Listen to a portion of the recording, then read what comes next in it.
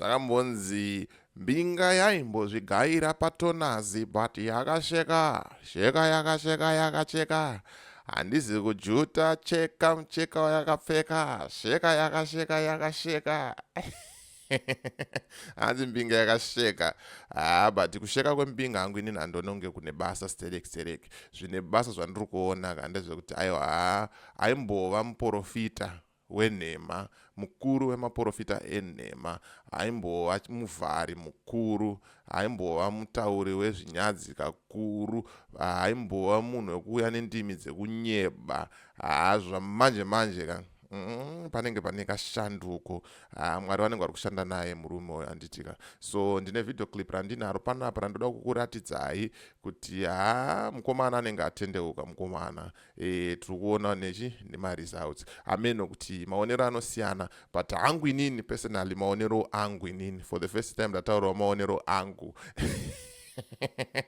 kuti aiwa kusheka kuna basa mara haina basa vadautaura iye kuti inini ndakuparidza Jesu zvemumastreets zvekuti nyenyenye chichi aiwa ndichaita izvozvo ndakufamba nevhangeri. Saka da kukuradzai vhidhio raProphet Passion Java vachitaura kuti handina hangu mari ndapera I'm broke but ini ndiri kuita zvechechi aiwa chinova chinhu chakanaka chaitwa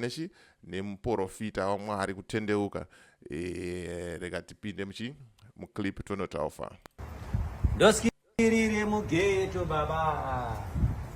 dadadada nina baba the idiosyncratic the gafa Passion Java mana meno wano edited zvima ambulance ari kuti Passion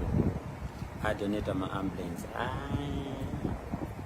anditora glory handisina ene chandikuziva panyaya yezvimaambulance pane mapictures ari kutenderera ari kudza adzi ane zvimaambulance zvimwe so zvakanzi donated by Passion Java ndozvavari kutaura kuti aiwa ini nhangu asidatora glory handisina hazviri kutotenderera zvekudaro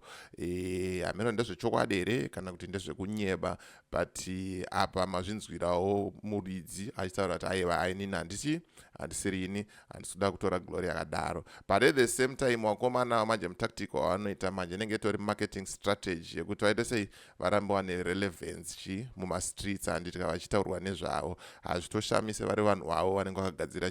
masina aya nekuti hamutactic wekuti vanofanira kungoramba vachitaurwa nezvavo vachiramba vachiita sei vachitrenda but handisi kuti ndivo profeti ndiri kungotaurawo kuti vakomana vanoita yese but ndiri kuona kuti munhu waMwari achinja even kana munhu waMwari adzikama akutaurawo zvine umwari mukati. Rega tinzwe kumberi kuti haufa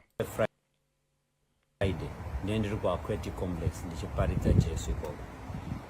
ini handichazi mastreets zvekuti ndinzi ndazorira ndakati in short maybe ndogononzi ndapera I think ngatiti ndapera ndira ndinasobvuma ndapera saka namanda nezvangu hanzi in short ngatiti ndapera vakashata in short maybe ndogononzi ndapera I think ngatiti ndapera ndira ndinasobvuma ndapera saka namanda nezvangu kamongoya ndoparidza Jesu maambulance I'll be in Zimbabwe this coming Friday Aquatic Complex. I'll be preaching Jesus. Sunday post ndatenga maambulance kana chi andiko baba isire mugeto baba right. Saka musi weFriday munhu waMwari anenge ari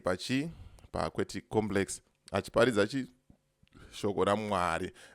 zvekuti nyenyenye chichiitwa bam ati aiwa izvi ndasiyana nazvo handichawanike mumastreets baba handichawanike pamenimo. So ndo vhidhio ranga ndikuratidzei kuti munogona kuseka yenyu kuti mbinga yakasheka mbinga yapera but munofanira kutarisawo futi ku the other side kuti aiwa mbinga iyi mbinga yaita sei yakuziva Mwari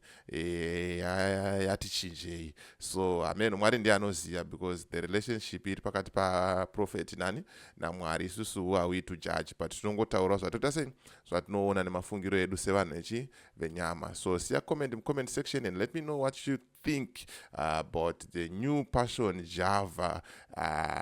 one. So as for me DJ Holly and the rest of the crew behind the scene is bye for now. Tosangana machine mu video rinoteera.